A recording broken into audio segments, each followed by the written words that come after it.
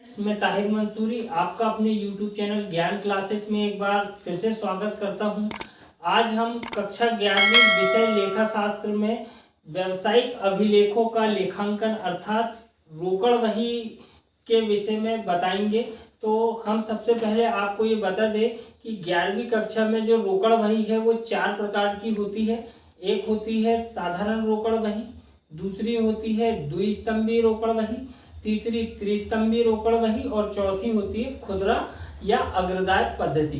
तो इसमें हम आपको सबसे पहले आज साधारण रोकड़ वही के सवाल बताएंगे। तो आइए शुरू करते हैं अपने वीडियो को। तो इसमें हमने सबसे पहले हम आपको बता दें कि शिवलाल अग्रवाल की बुक को सबसे मेन मान के इसके सवालों को हल कर रहे हैं।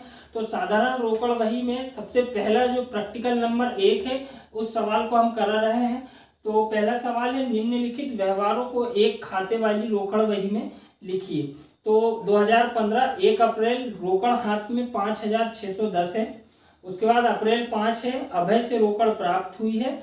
10 अप्रैल को ईशान को नगद भुगतान किया है और 15 अप्रैल को नगद विक्रय हुआ है। 25 अप्रैल को बैंक में रोकड़ जमा किया है और 28 अप्रैल को माल नगद खरीदा है। 29 अप्रैल को फर्नीचर खरीदा व नगद भुगतान किया है और 30 अप्रैल को किराया दिया है। तो मैं आप लोगों को सबसे पहले ये बता दूं कि रोकड़ वही में केवल नगद व्यवहारों का लेखा किया जाता है, उधार की प्रविष्टि इसके में नहीं होती है। तो साधारण रोकड़ वही में जो कॉलम होते हैं वो इस प्रकार है कि दिनांक, विवरण, बीजक संख्या, खाता पृष्ठ और रोकड़। फिर दिनांक, विवरण, बीजक संख्या, खाता पृष्ठ और रोकड़। तो 5 और 5 10, 1 2 3 4 5 6 7 8 9 10। तो साधारण रोकड़ वही में विकल्प के रूप में पूछा जाता है कि कितने कॉलम होते हैं। तो साधारण रोकड़ वही में 10 कॉलम होते हैं। 5 डेबिट पक्ष के होते हैं अर्थात 1 2 3 4 5 ये रोकड़ तक जो कॉलम होते हैं वो आपके डेबिट पक्ष के होते हैं। और इसके क्रेडिट पक्ष के जो होते हैं 1 2 3 4 5 अर्थात ये क्रेडिट पक्ष के होते हैं। इसमें मैं आपको ये बता दूं कि समस्त जो प्राप्तियां होती है, नगद प्राप्तियां, वो आपके डेबिट पक्ष में आती है, दिनांक के साथ में आती है। और समस्त जो भुगतान होते हैं वो आपके क्रेडिट पक्ष में चले जाते हैं। यदि पैसा आ रहा है तो हम उसे डेबिट पक्ष में लिखेंगे और यदि पैसा जा रहा है तो उसे हम क्रेडिट पक्ष की ओर लिखेंगे। तो आइए शुरू करते हैं हम सवाल को।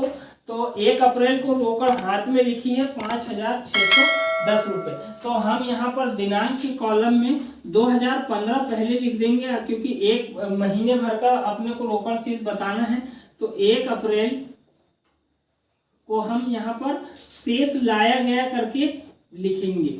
जब रोकड़ हाथ में रहती है तो लाया गया, इसे इंग्लिश में टू बैलेंस बीडी कहा जाता है। तो बैलेंस बीडी के अंतर्गत यहाँ पर हम इसे शेष लाया गया करके लिखते हैं, जो कि हमें प्रश्न में दिया गया है 5610 रुपये। तो 5610 रुपये हम शेष लाया गया करके डेबिट पक्ष में लिख देंगे। उसके बाद दूसरी जो अमाउंट है वो 5 अप्रैल को अभय से रोकड़ प्राप्त हुई, अर्थात जो रोकड़ प्राप्त हुई है उसे हम डेबिट में लिखेंगे। तो यहाँ पर हम 5 अप्रैल डालेंगे। 5 अप्रैल को हम लिखेंगे, जिससे प्राप्त हुई है उसका नाम लिखा जाता है। तो अभय से, नाम के साथ खाता नहीं लिखा जाता है, केवल अभय से, बाकी के साथ खाते अपन लगा सकते हैं। तो अभय से जो रोकड़ प्राप्त हुई है वो 2100 रुपये प्राप्त हुई है। तो हम उसे डेबिट पक्ष में लिख देंगे क्योंकि हमें प्राप्ति हुई है। उसके बाद तीसरी है, ईशान को नगद भुगतान किया है 10 अप्रैल को। तो यहाँ पर भुगतान किया है मतलब पैसा गया है, तो उसे हम क्रेडिट पक्ष की ओर लिखेंगे 10 अप्रैल। यहाँ पे भी हम 2015 लिख देंगे और 10 अप्रैल लिख देंगे। किसको भुगतान किया गया है? तो ईशान को। तो ईशान को लिखा जाएगा, खाता नहीं लिखा जाएगा। तो ईशान को जो है वो 670 रुपये का भुगतान किया गया है। तो 670 रुपये की अमाउंट जो है वो रोकड़ कॉलम में लिख दी जाएगी। इसके बाद 15 अप्रैल को नगद विक्रय किया है। तो विक्रय की जब किया जाता है तो पैसा आता है, तो इसे हम डेबिट पक्ष में लिखेंगे। तो 15 अप्रैल डालेंगे और इस यहाँ लिखेंगे विक्रय खाते से। तो विक्रय खाते से अमाउंट जो हुई है वो 2600 रुपये की अमाउंट यहाँ हमें डेबिट पक्ष में लिखनी होगी। इसके बाद जो है अगली एंट्री 25 अप्रैल को बैंक में रोकड़ जमा किया। तो रोकड़ जब हमारे पास से जाती है अर्थात पैसा गया है तो वो 25 तारीख को जो एंट्री आएगी वो क्रेडिट में आएगी। तो पैसा कहाँ गया है? बैंक खाते को कितना रुपए गया है? 3500 रुपये। तो यहाँ पर 3500 रुपये की जो अमाउंट है वो आपकी क्रेडिट पक्ष में आएगी। इसके बाद माल नगद खरीदा है 28 तारीख को।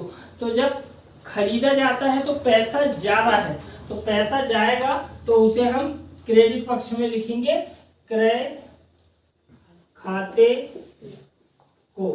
कितने रुपए का माल खरीदा गया है?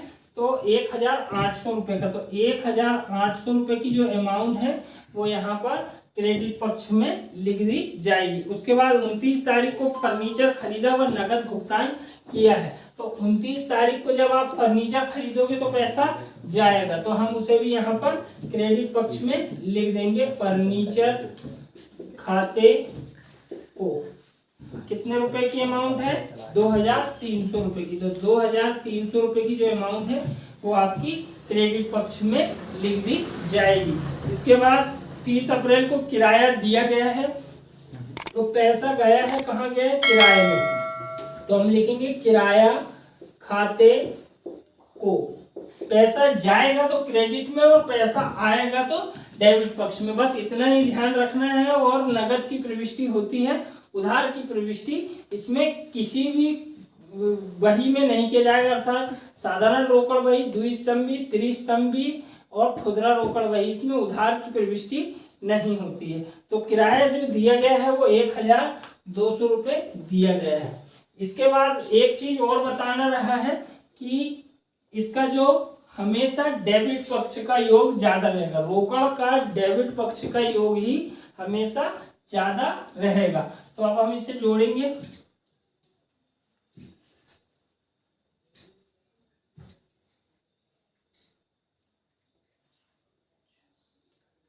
तो इस पक्ष का जो योग आएगा वो 10,310 आएगा। इसके बाद हम इस पक्ष का भी टोटल लगाएंगे लेकिन अलग लगाएंगे। तो इस पक्ष का जो योग आएगा वो हम जोड़ेंगे 60 का 60। उसके बाद 6 और 5 11, 11 और 8 19, 19 और 3 22 और 2 24, हासिल के 2 5 6, 6 और 2 8 और 1 9। तो इस पक्ष का जो योग आया है वो 9470 आया है। तो अप्रैल जो है 30 का ही रहता है। तो 30 तारीख को अब हम यहाँ पर लिखेंगे शेष ले गया। यहाँ पर जो होता है वो शेष लाया गया अर्थात टू बैलेंस बीडी। और यहाँ पर जो अंतिम शेष बचती है महीने के आखिरी में तो वो टू बैलेंस सीडी होता है अर्थात शेष ले गया। जो ये अमाउंट घटा के हम लिख देंगे। तो शून्य का शून्य, 11 में से 7 गया तो 4, यहाँ बचा 12, 12 में से 4 गया तो 8 और 9 में से 9 गया तो 0। इस प्रकार से 840 रुपये जो है इसका आंसर आएगा। और इस पक्ष का योग भी टोटल दोनों तरफ सेम ही आएगा 10,310। तो ये हमारा जो है साधारण रोकड़ वही का प्रैक्टिकल नंबर 1 था जो कि हमने शिवलाल पुस्तक से लिया है। उम्मीद करता हूँ आपको समझ में आ गया होगा। यदि समझ में ना आए तो आप हमें कमेंट कर जरूर बताएं। तो उम्मीद करता हूँ आपको वीडियो पसंद आया होगा। हम आज इसमें साधारण रोकड़ वही समझा चुके हैं। अब कल हम इसके द्विस्तंभीय रोकड़ वही को समझाएंगे। तो यदि वीडियो पसंद आए तो हमारे चैनल को लाइक कीजिए, शेयर कीजिए और सब्सक्राइब कीजिए। मिलते हैं नेक्स्ट वीडियो में, तब तक के लिए धन्यवाद।